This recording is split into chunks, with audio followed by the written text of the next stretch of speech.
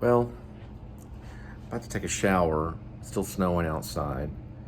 I'll give you a report tomorrow. If you don't know about my channel, please subscribe. It will keep you in the loop on when the next vlog is uploaded. Also, hit the identifying... Hi, it's Cole. About to take a shower. I may do another little segment or a little piece. If you don't know about my channel, please subscribe and hit the identifying bell so you're kept in the loop and up to date on the next vlog that comes through.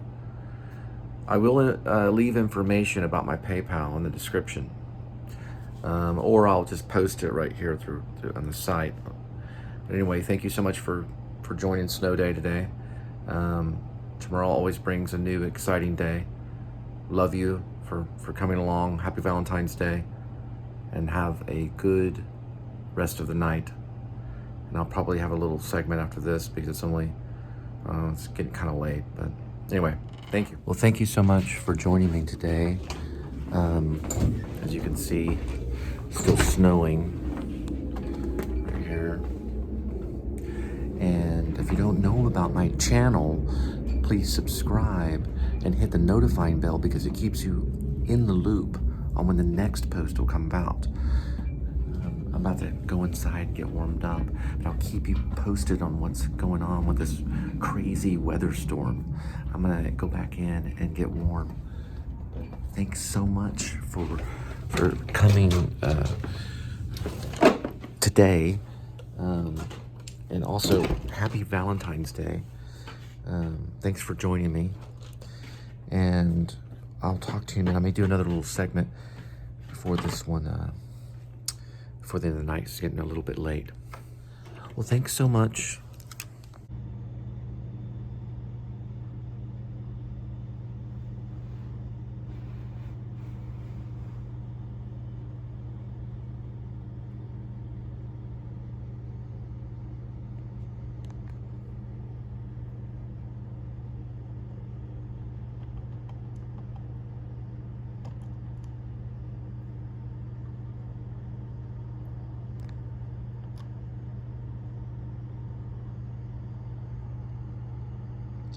Got a little bit cold. Okay, we're on the second winter day. That car actually picked up. It was only going like barely moving. And there's the snowplow, which you never see in Texas right there. You never see one of those things. It's got a little tiny snowplow scraper. If you can kind of see that. And I'm leaving the door shut. Yeah, it's turning around, trying to clear this road right here.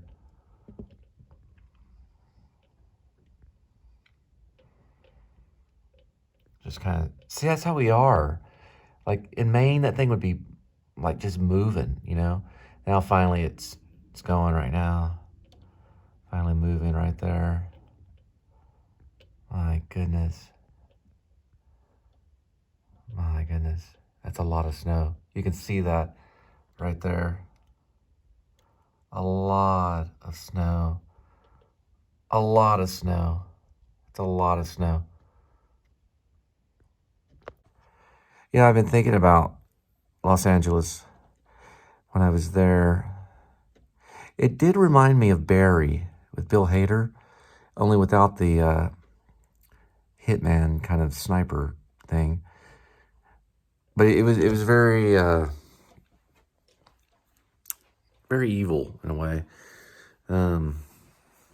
Anyway, as you can see, it's like a emergency light right there.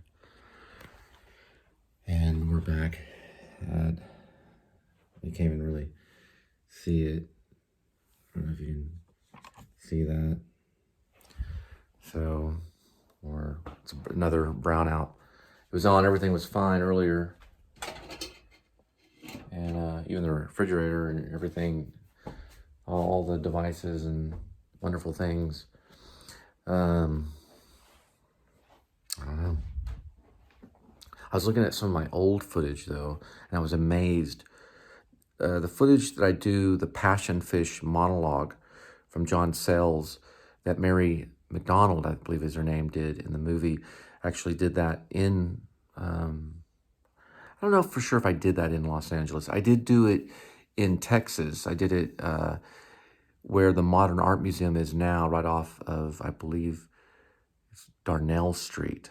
And that was an old apartment complex. Now it's the Modern Art Museum of Fort Worth. So my old apartment complex in 1995, which I think is when I did that monologue, is now the Modern Art Museum. It's been that way for years. Actually, we had to leave because they turned that place into the Modern Art Museum of Fort Worth. Fort Worth, if I said Dallas, I mean Fort Worth on that one. Fort Worth. And that's where I did that little piece. If you see it, it's right there on some of my oldest post on the Cole Spivey page. But there's, I have another channel called Pigeon 1, which is mostly what Bulb is. Bulb was my first attempt at an independent film on my own. And that was more than 9 years ago. It was about maybe 10 years ago or so, I guess around 2000, I'm thinking 2000, maybe 10, 2011. But that one's on Pigeon 1, which was my first channel when YouTube was YouTube and it wasn't owned by Google. That's where I got some of that music, was actually from the original YouTube. Whew, man. So I'm going to have to get bundled up here. Christine, I'll show you the patio. You kind of see some of it right there. Yeah, I'll show you here. You can see more snow came through because the last vlog that I did, I actually drew on those. So it's a lot of snow for Texas. It's extremely amount of snow for Texas right here. I'll put this to the window. You can see all of that snow.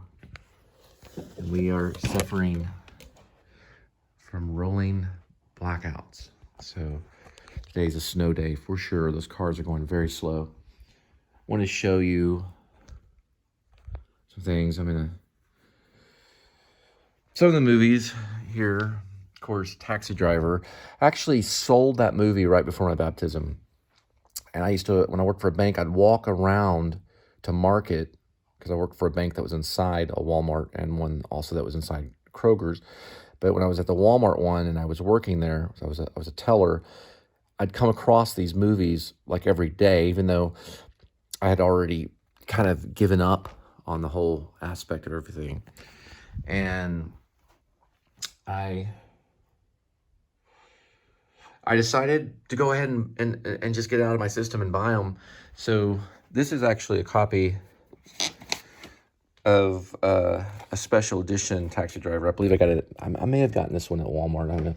I probably, no, I think I got this one at, I'm almost certain I got that Taxi Driver at Movie Trading Company, which we can trade movies and sell them. I think that's where I got this one.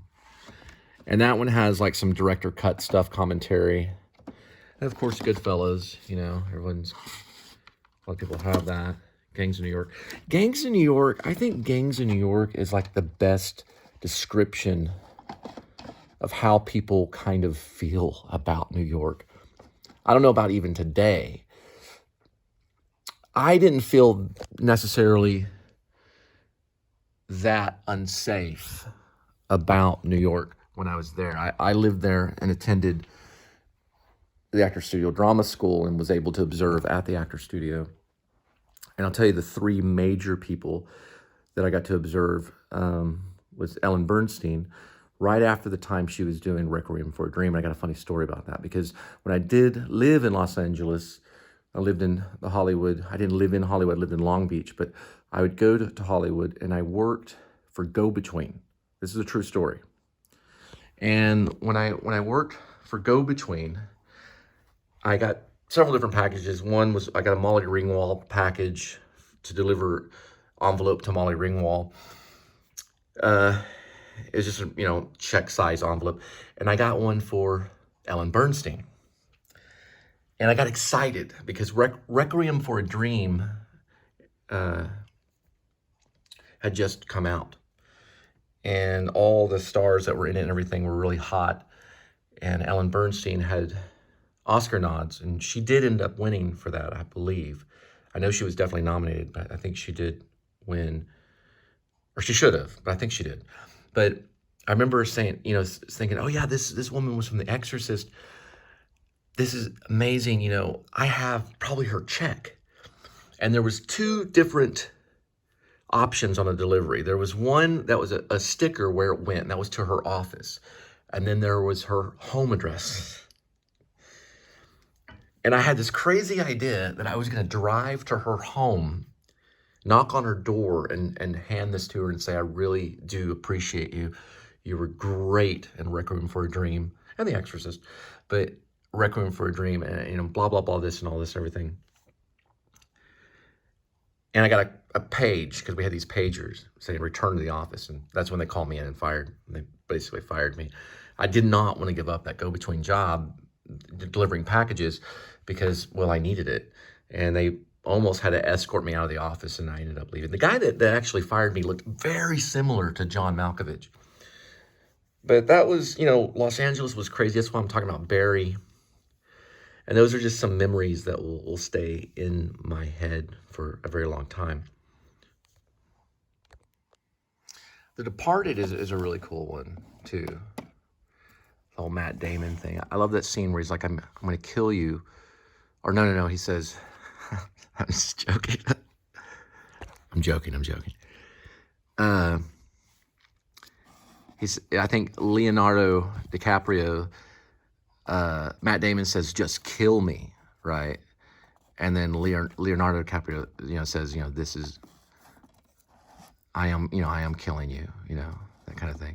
And then right when the elevator doors open, that kind of thing. Kill Bill, of course, just genius in action. All his stuff is, here's something I do want to say about Quentin, and I do honestly believe this, and probably a lot of people do, and people may disagree with me, but I feel that Reservoir Dogs is his work. I think that's his style. And this is a true story, and I'm sure other people did the same. I walked out of Pulp Fiction. That's this one right here. Pulp Fiction. Because I wanted to see Reservoir Dogs again,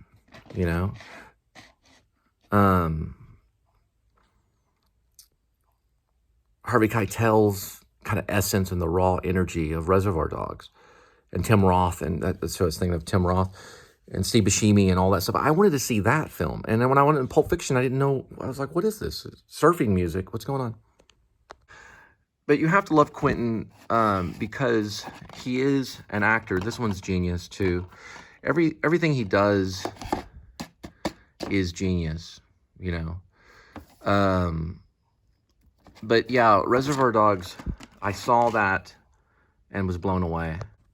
Actually saw Reservoir Dogs in Austin, Texas. I saw it with some friends. My friend Rob and I, we had this wonderful trip a road trip. We went with this lady named Kate.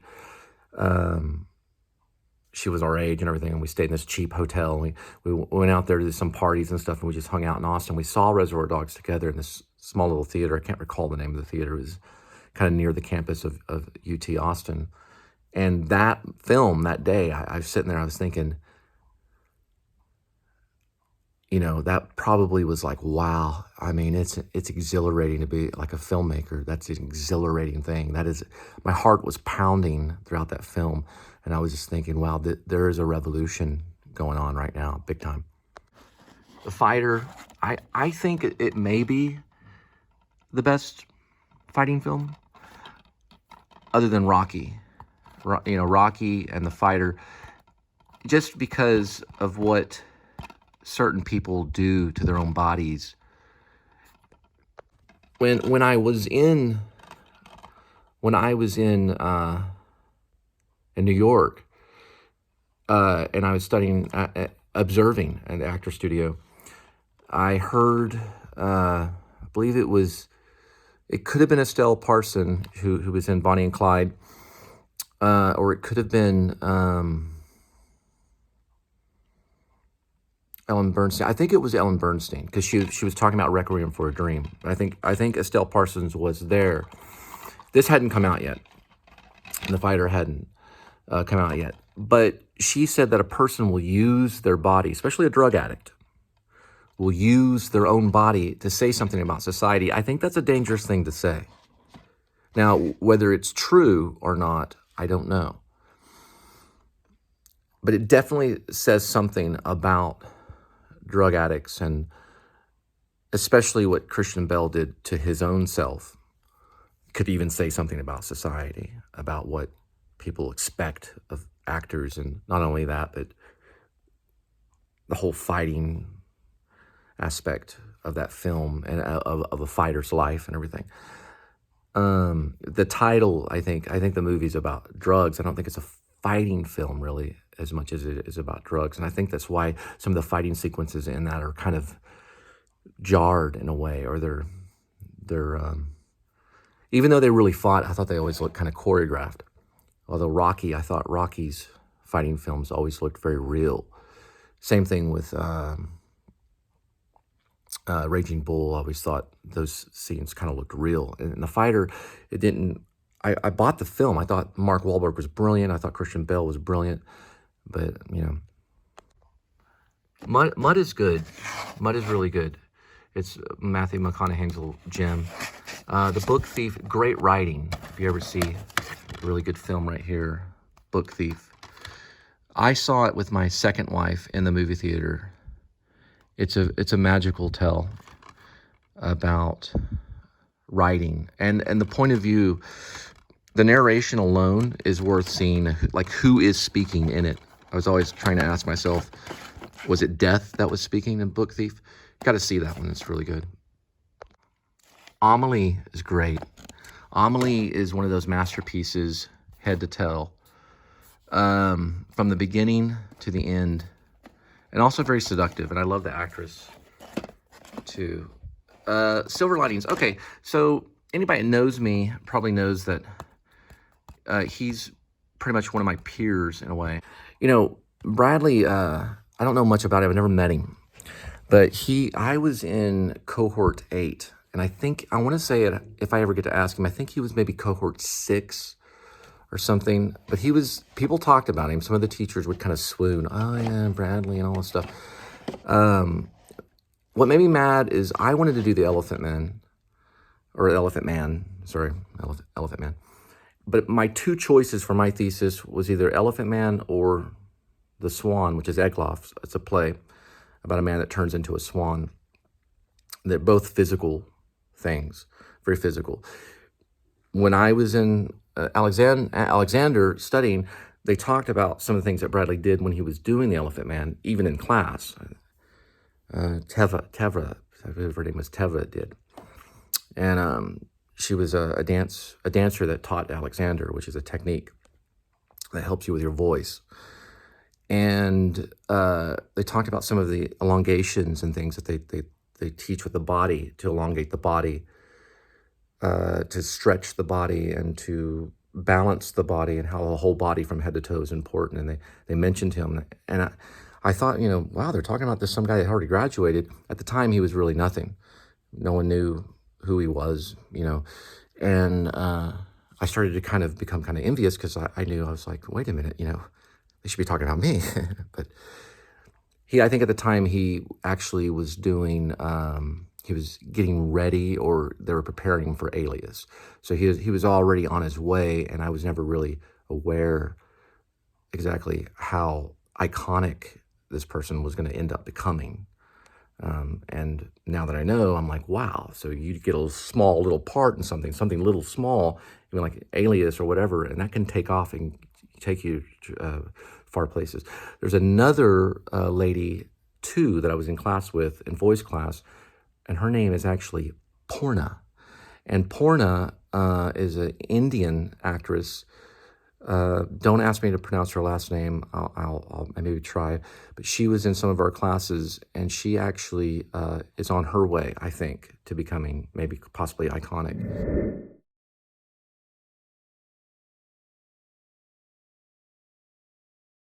I'll see if I can find her name and look her up. Just give me 1 second. Purna Jagannatha is her name. And I can't look that up right now, but Purna Jagannathan. It's like Jagannathan. She was in a few of my classes, and that, knowing what she's doing right now, pretty sure she's probably gonna rise up pretty soon.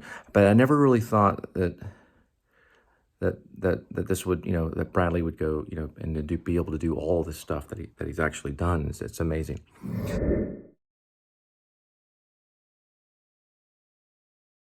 One thing he did say, though, one thing that Bradley did say when he was interviewed by Lipton was, he said there was no difference between what I'm doing and what you're doing. There's no difference, zero difference. And I may start to be becoming to agree with that a little bit, to a certain extent.